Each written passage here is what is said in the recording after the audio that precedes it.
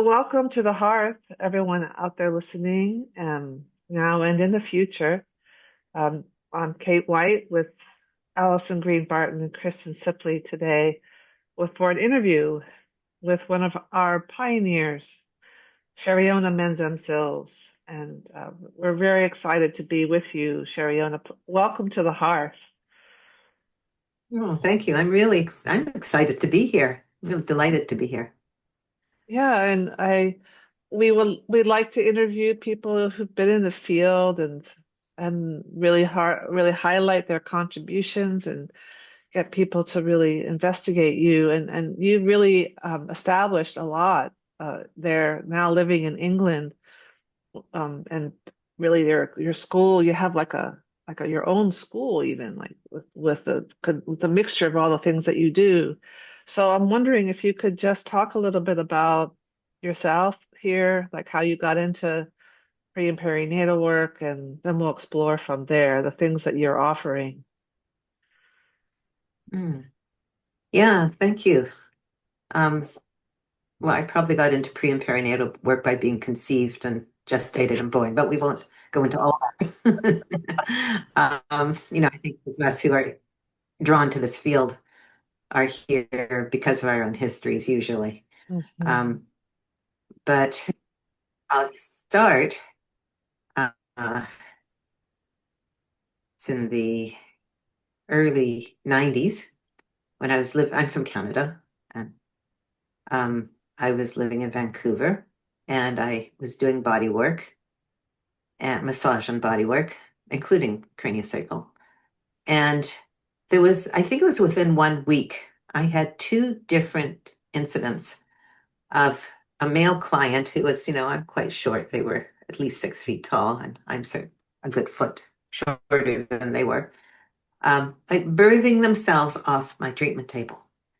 And it's like I must have been at their head. I can't remember what I was doing, but they started, kind of finding their way headwards off the table. And somehow I managed to support these big guys down onto the floor. And we both perceived me as being the midwife. And, we knew it was a birth. And I didn't know about that stuff at the time. I had done a little bit of rebirthing, but it hadn't led me to birth at all. So I wasn't impressed by that. Um, so shortly after that, I found myself moving to Boulder, Colorado to get my MA in somatic dance movement psychotherapy. And there I was introduced to pre and perinatal work. You can't do somatic work without encountering pre-verbal work, with pre-verbal experience, which includes prenatal and birth.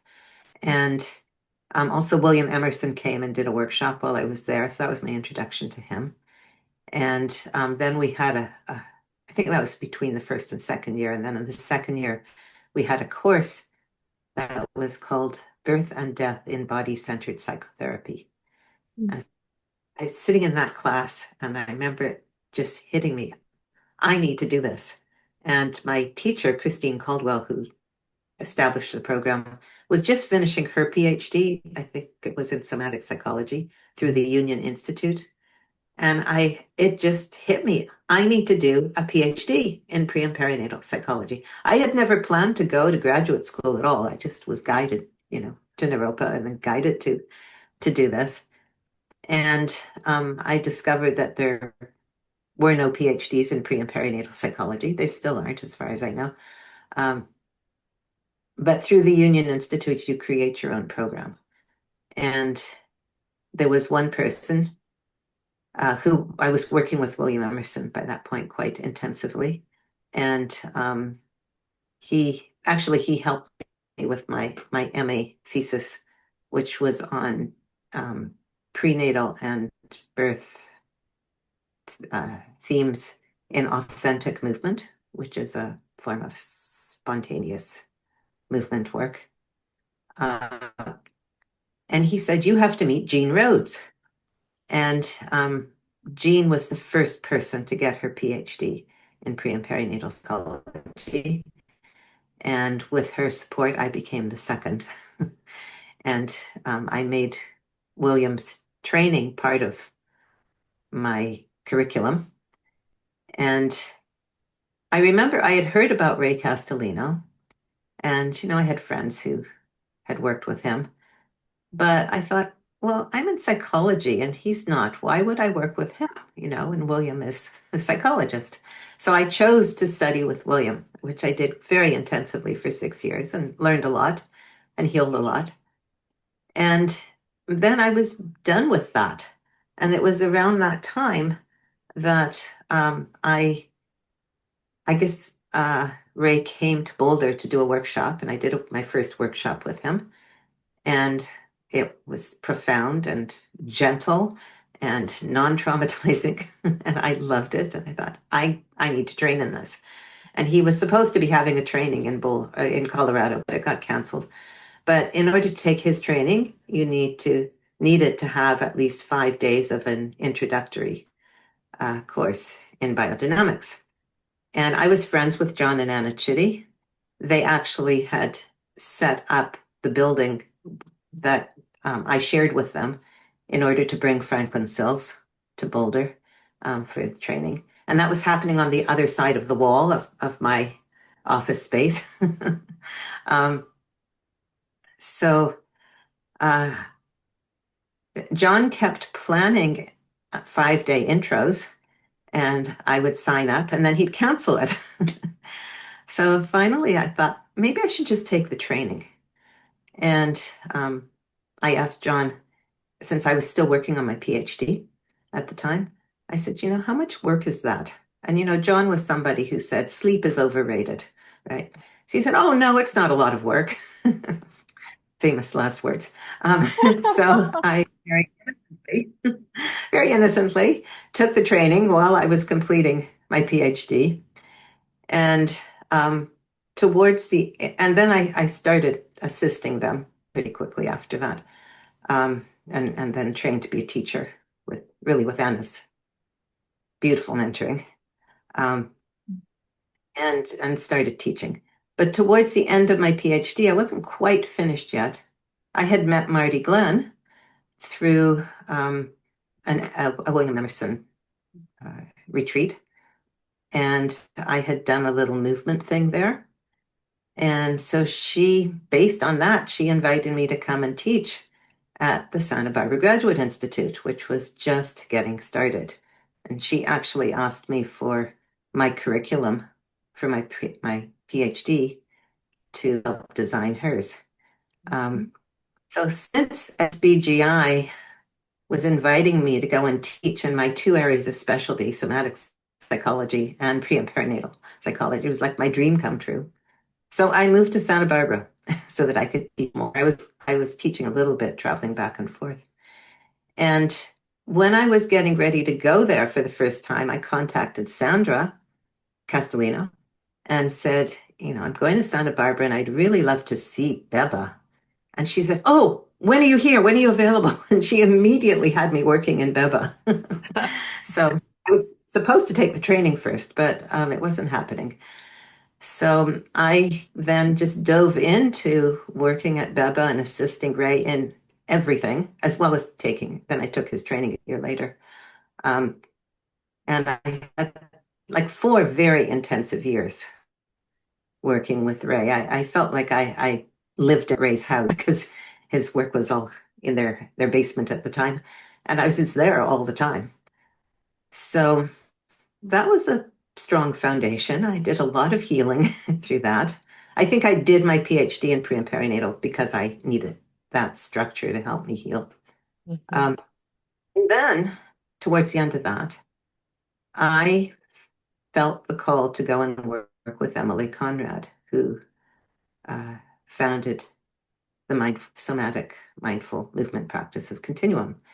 And I had met her work when I was at Naropa, but I hadn't been asked by it. It wasn't taught by her.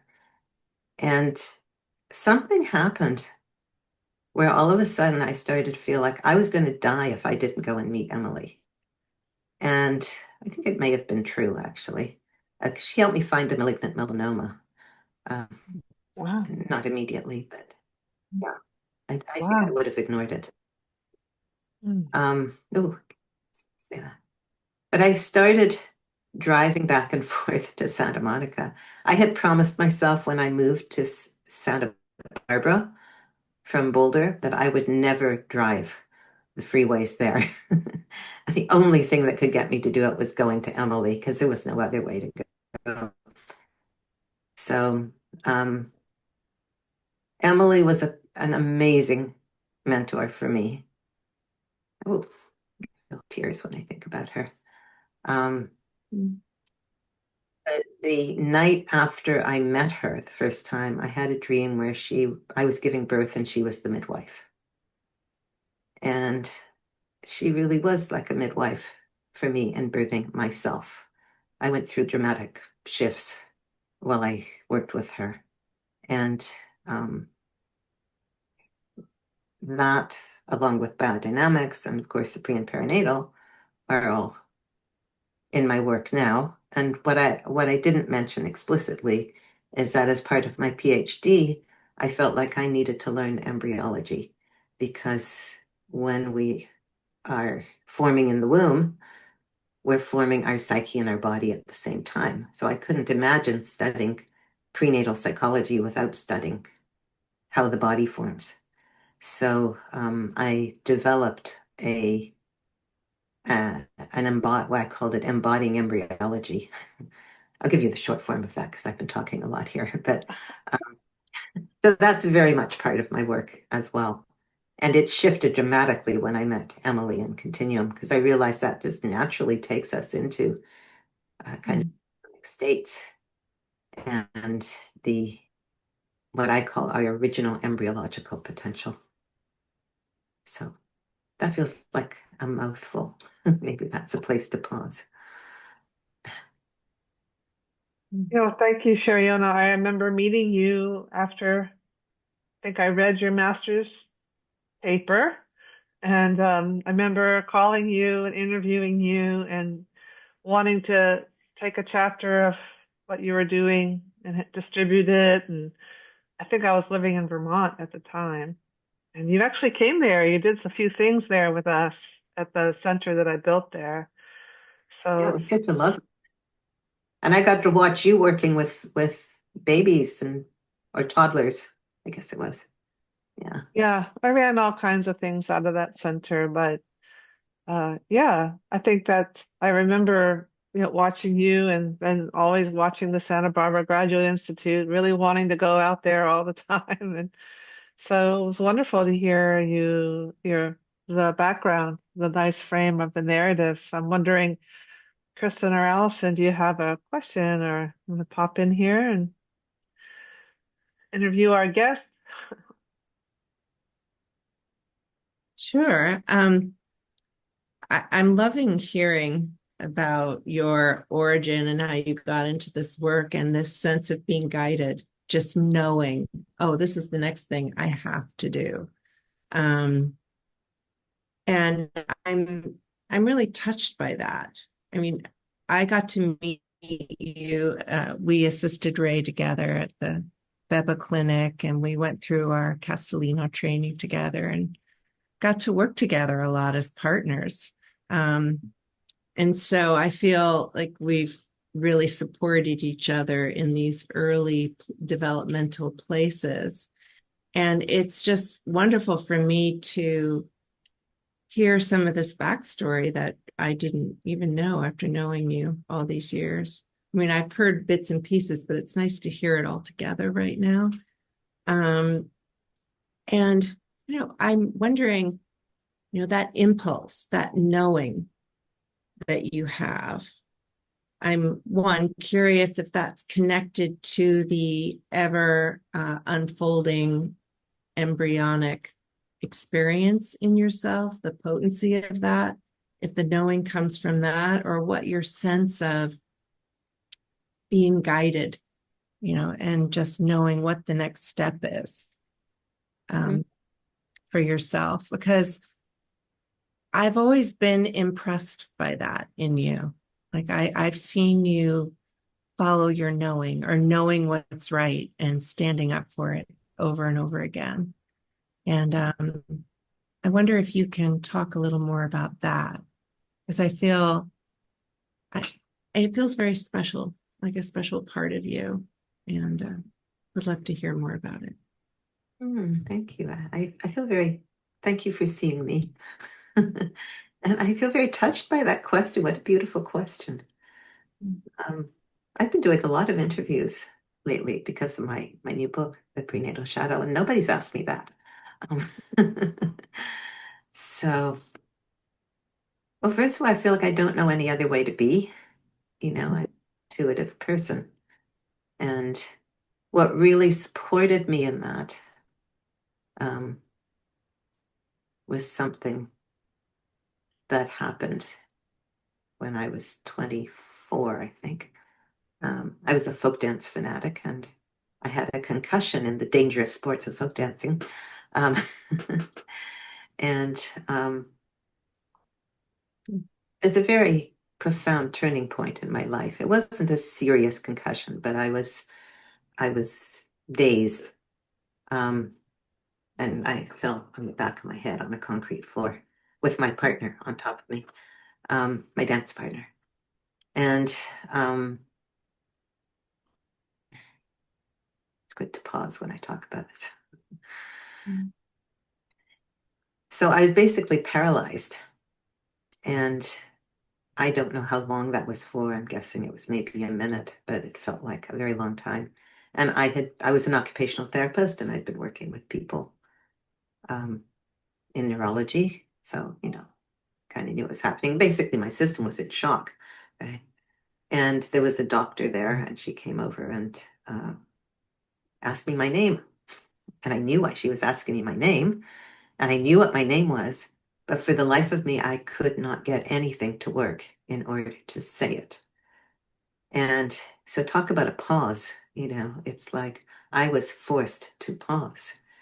And I worked really, really hard until I somehow got my name out. And then I just started laughing because it was such a relief, and the whole room started laughing.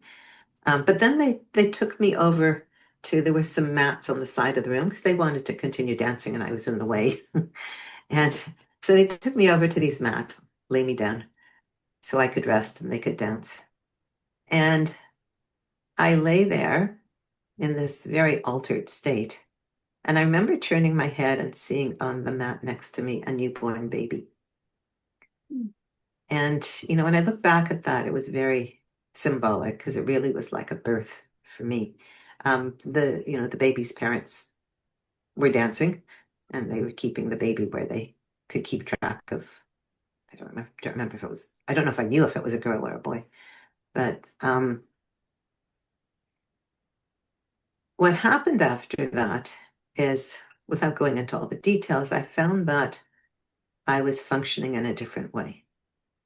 And I couldn't be the very kind of logical, in my head, dissociated person that I used to be, which I had learned to be in order to survive in my family. And my sense is it brought me back to being more intuitive, being more right-brained, and I reconnected with my artistic self. And well, maybe I'll just mention this, that this really was the beginning of me listening. I was having problems for about a year after the concussion, which I shouldn't have with such a mild concussion. So I ended up going to a neurologist who did a CAT scan. And when I went back to him for the results, he said, this isn't what you would see normally with an injury like a concussion. This is something you would see with a deteriorative disease like MS, multiple sclerosis. And I had been working with people with multiple sclerosis in the hospital as an OT, and had often thought that's the last thing I would ever want to get because it's, so debilitating and there's no cure for it. And, they talk about the floor falling out from under your feet. That's exactly what it felt like. And he wanted to do a spinal tap, which is how they still diagnose it that way today, I think. And I knew that was a painful, invasive procedure. So I think I said I'd think about it or something. But I remember wandering out of his office and just wandering around the neighborhood in a daze. And I didn't know anything about anything in those days, but I feel like something guided me at that point. It's like something had been opened up and I could receive the guidance. And it basically said to me, don't go back to him. Just think of yourself as healthy. Mm. So I did.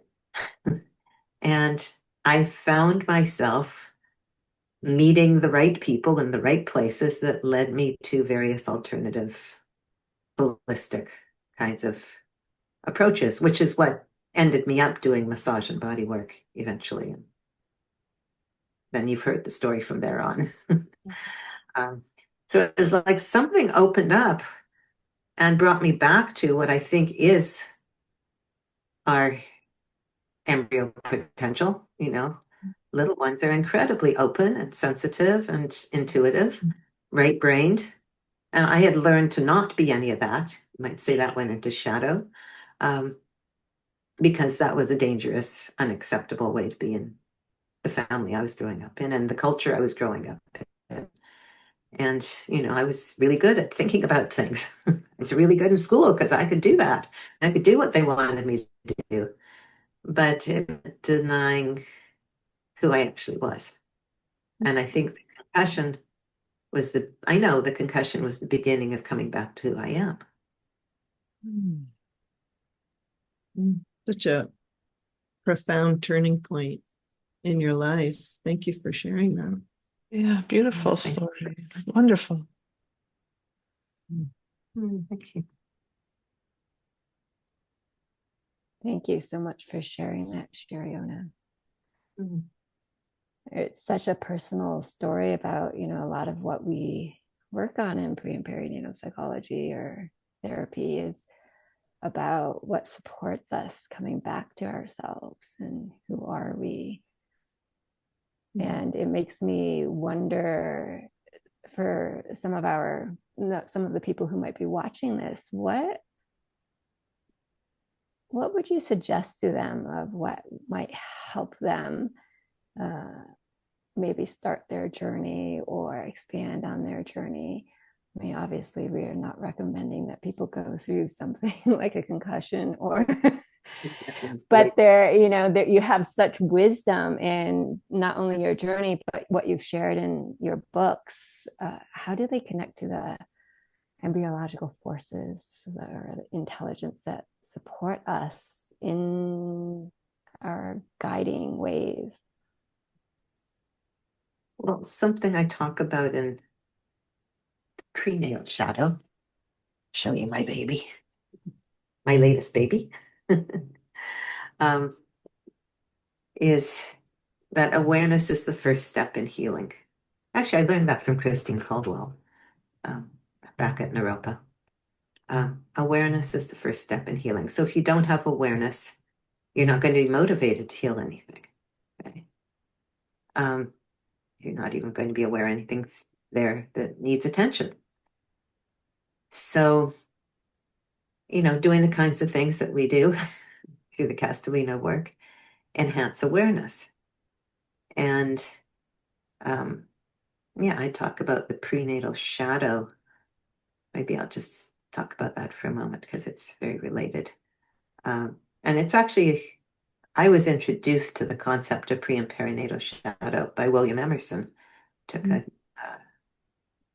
seminar with him about the shadow. But it's a term from Carl Jung, who referred to aspects of ourselves that are not acceptable or we consider or perceive as not acceptable. Like my intuition, wasn't really condoned in the culture I grew up in. So it went into shadow until I had a concussion and phew, the light shone on it. But there are easier ways to shine the light. One is to read a book like this.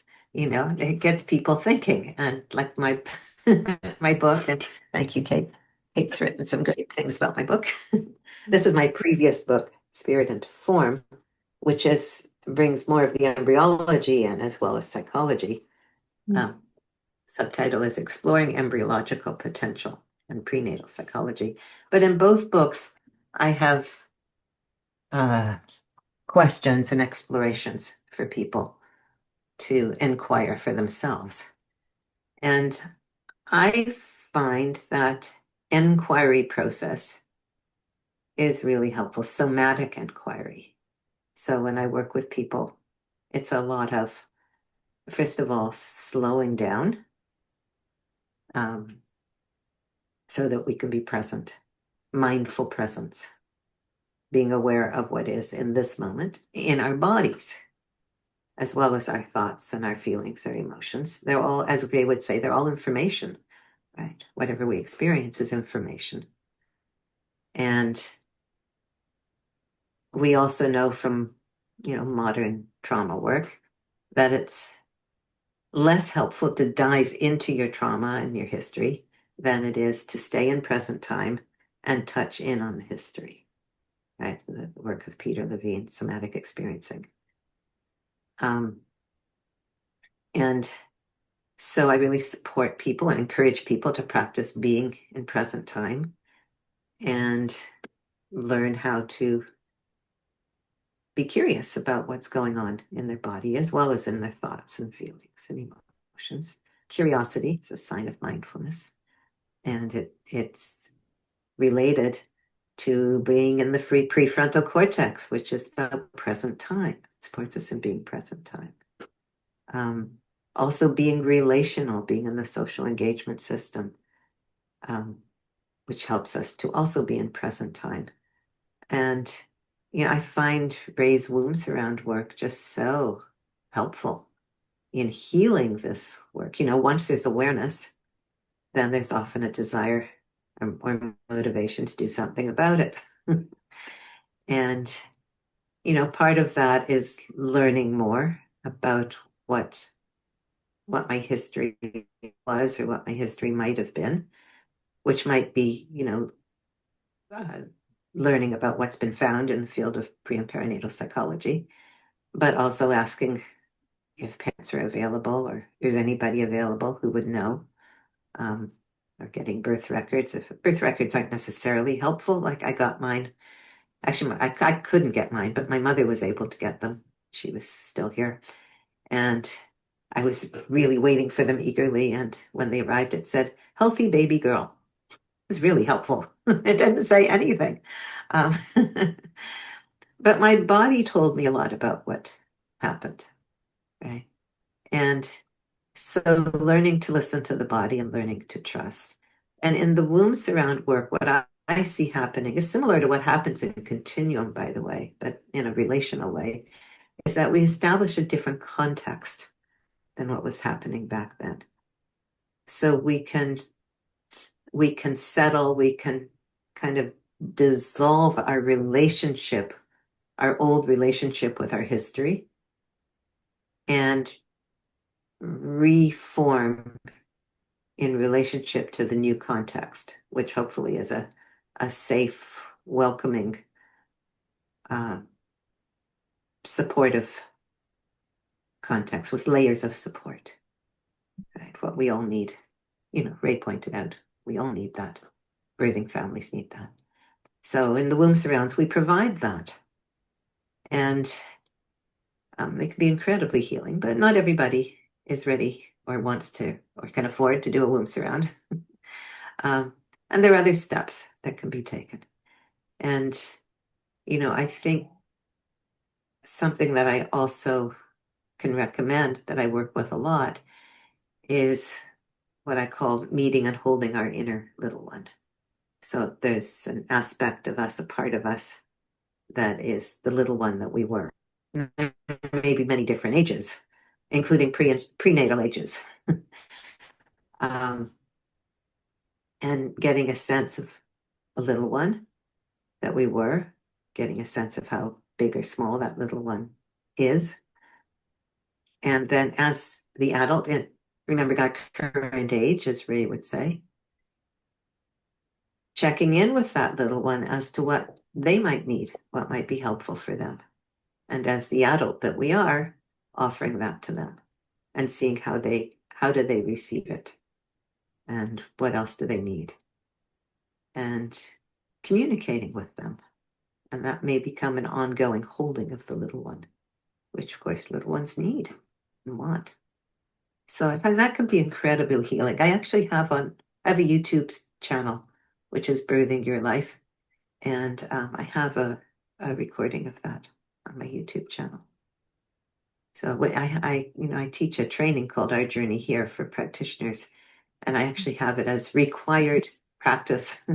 They have a different version of it, but I ask them every day until it's second nature to work with practicing resourcing, being aware of what's resourcing and supportive for them, and to listen to this recording. It's like a meditation until it's second nature to be taking care of your little one. That's very powerful, and anybody can learn to do that, I think. So, a few ideas. Thank you, Cherionna. Thank you. Yeah, thank you. That was wonderful. And was it okay if we put the link to your YouTube channel in our show notes for this interview? Please, yeah. Please. Yeah, that's wonderful because a lot of people want to engage, at least in my world. They want to engage in this work and they're trying to find a way to do it that feels comfortable and affordable and that they can weave it into their lives in a way that feels doable.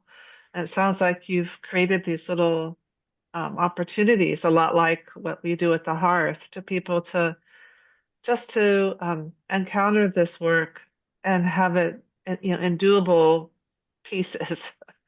And yeah, I would love to talk more about your book. It feels like you've done a wonderful synopsis of it. Like I've read it and written reviews of it and know about the chunks of it, but um, and I think Allison's very curious too about the shadow aspect, why you call it the shadow.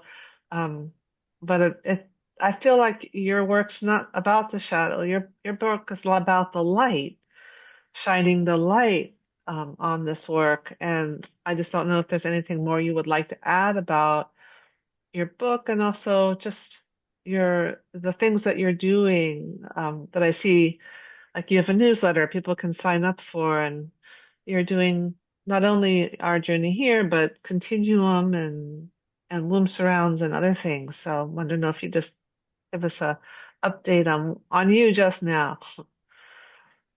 Yeah. Well, the brief version is I have a website, which is also Birthing Your Life, birthingyourlife.org. So all my events are on there. And yeah, I teach a continuum, a 3-hour continuum class once a month. It You mentioned I have a school, which Franklin and I started.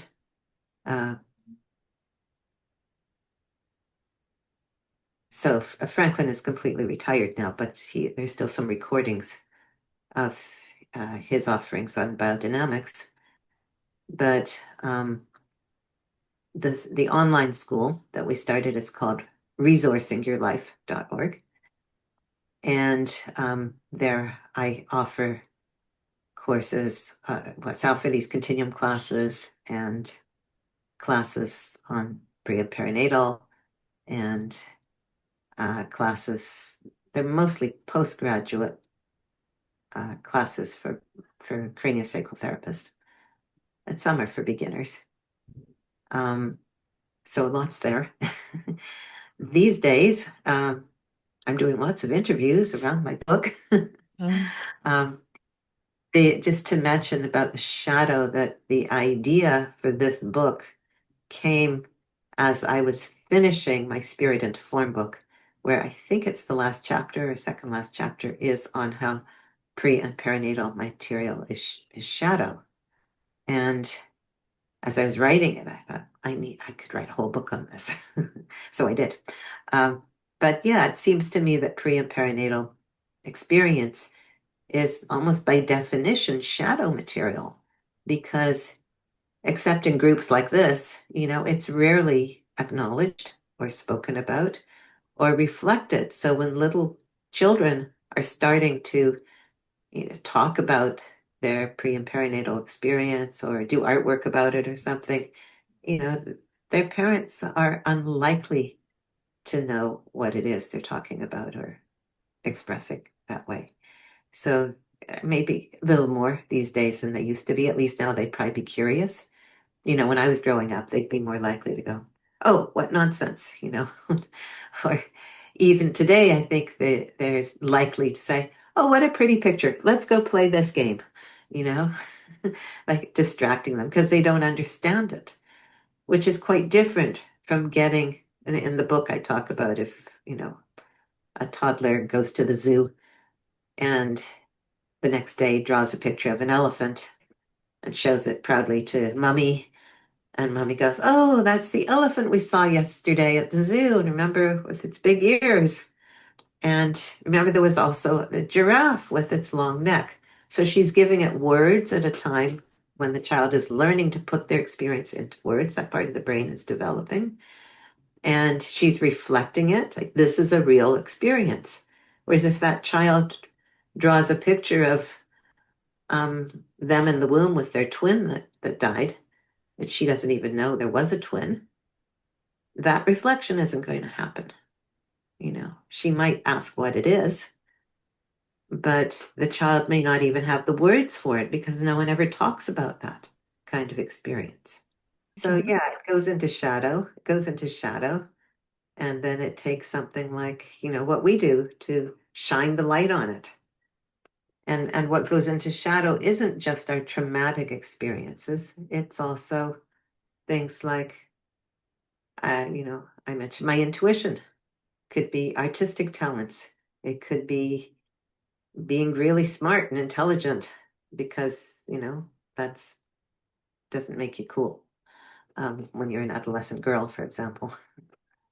Uh, so our embryological potential, our incredible potential to develop as we do, and all that intelligence, and as we talk about in biodynamics, the intelligence with a capital I, the health with a capital H, they're in shadow.